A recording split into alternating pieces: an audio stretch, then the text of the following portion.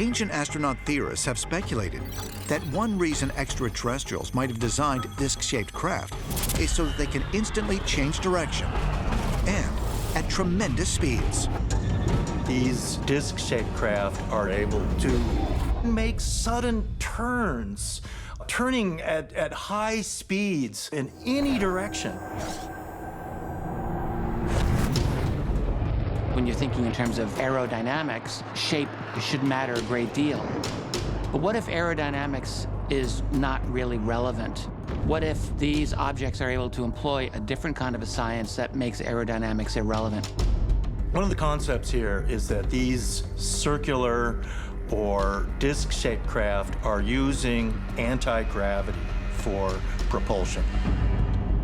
They're not rockets.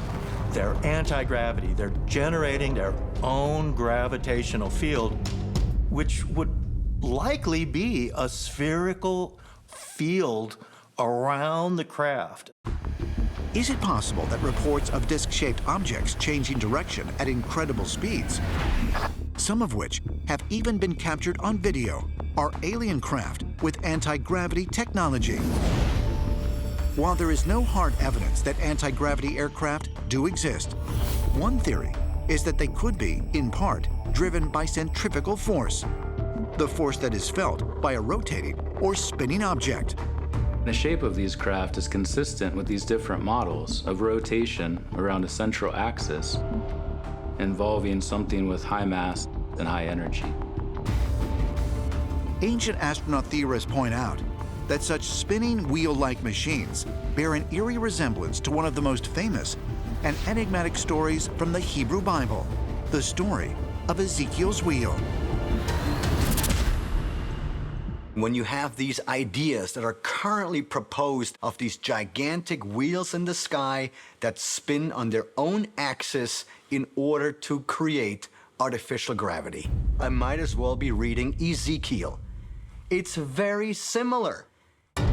In the Bible's book of Ezekiel, the prophet describes a fiery chariot drawn by 4 living creatures. Each creature is flanked by a metallic object, a wheel within a wheel, that Ezekiel observes as it descends, making a tremendous amount of noise. In his 1968 book, Chariots of the Gods, ancient astronaut theory pioneer Erich von Däniken proposed that what was actually being described in Ezekiel was a spaceship. NASA engineer Joseph Blumrich was determined to debunk this controversial theory. But after painstaking research, the author was shocked to find himself agreeing with Erich von Däniken. Blumrich reads Ezekiel and he has an epiphany, because what is he describing? He is describing a wheel up in space. Blumrich says, by gosh, Erich is right. And so he conceived what Ezekiel may have described in that ancient biblical text. Ezekiel describes that the outside of the wheel doesn't spin. The inside of the wheel spins. So he's telling us that's the engines. None of this necessarily has to be magic. This could all be technology.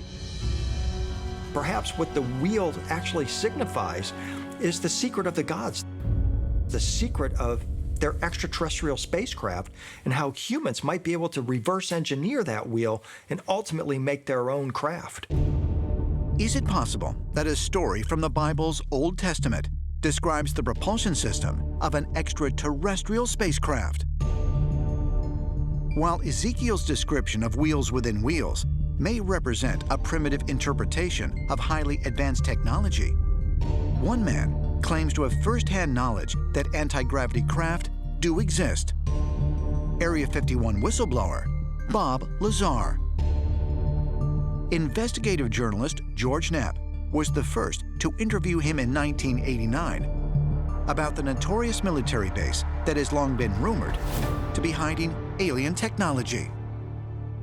He told this incredible story that he'd been working at this facility called S4, south of Groom Lake, that they had a hangar hidden in the desert to make it look like it was actually part of the desert terrain. And inside those hangars were 9 flying saucers. So Bob Lazar was tasked at Area S4, a subsite of Area 51, to reverse engineer the power and propulsion of what we know as a flying saucer. All of the 9 craft that Lazar was able to see with his eyes were said to have worked on the same gravity system. Bob Lazar said the craft would turn belly first and the gravity wave amplifiers would all point to the place in time space where you want to go. We're talking about a gravity-propelled craft. We're talking about something that you don't have any effect of the inertia or momentum. It's just instantaneously, boom, boom, boom, one place then the next. Element 115 was what we would call the fuel, what provided the power for the reactor to work. Element 115 affects gravity. Element 115 produces its own gravitational energy. The resulting gravity wave creates a distortion in front of it, allowing the craft to slide forward. And that's how it proceeds.